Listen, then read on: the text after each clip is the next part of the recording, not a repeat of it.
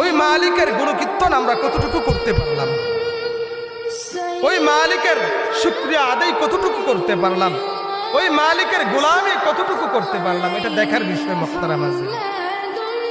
মুহতারাম হাজিরিন, এই জন্য আল্লাহ রাব্বুল আলামিন বলেন যে বান্দা, এই দুনিয়ার চাকচিক্য যা দেখতেছ এটা ক্ষণস্থায়ী, এই চাকচিক্য যা দেখতেছ এটা ক্ষণস্থায়ী। আমি আল্লাহ তাআলা তোমাকে যে একটু মোহ দিলাম, একটু ক্ষমতা দিলাম, এই রাজত্ব দিলাম অল্প কিছুদিনের জন্য, কিন্তু একটা সময় তোমার থেকে রাজত্ব আমি আল্লাহ তাআলা কেড়ে নিব, তোমার এই ক্ষমতা একটা সময় আমি আল্লাহ তাআলা কেড়ে নিব। তার মানে এই রাজত্বর অপব্যবহার তুমি কইরো না, এই ক্ষমতার অপব্যবহার তুমি কইরো না।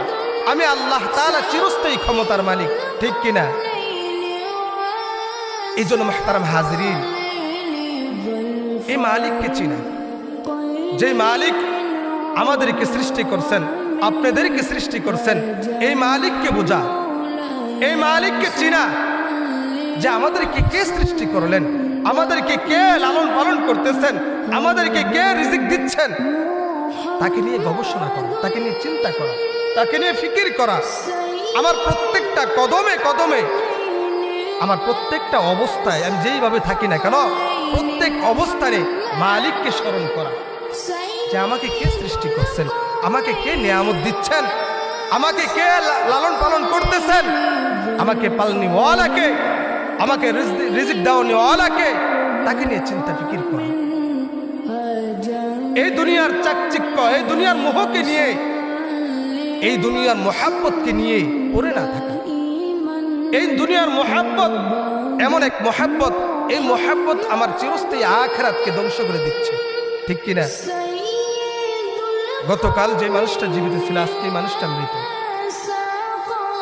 আমাদের চোখের সামনে, আমাদের নাগালে, হাতের নাগালে কত মানুষ এই গত এক মাস ভিতরে, আপনাদের দৃষ্টিতে, আপনাদের চোখের সামনে কত মানুষ চলে গেল, ঠিক কিনা? এক সপ্তাহের ব্যবধানে 3 জন মানুষ চলে গেল, এক সপ্তাহের ব্যবধানে 3 জন মানুষ চলে গেল। যেই 3 জন মানুষ চলে গেছে, আপনাদের সাথে চলাফেরা, উঠা বসা, খাওয়া দাওয়া, লেনদেন আপনাদের সাথে হয়েছে। আজকে এই মানুষটা কবরের ভিতরে,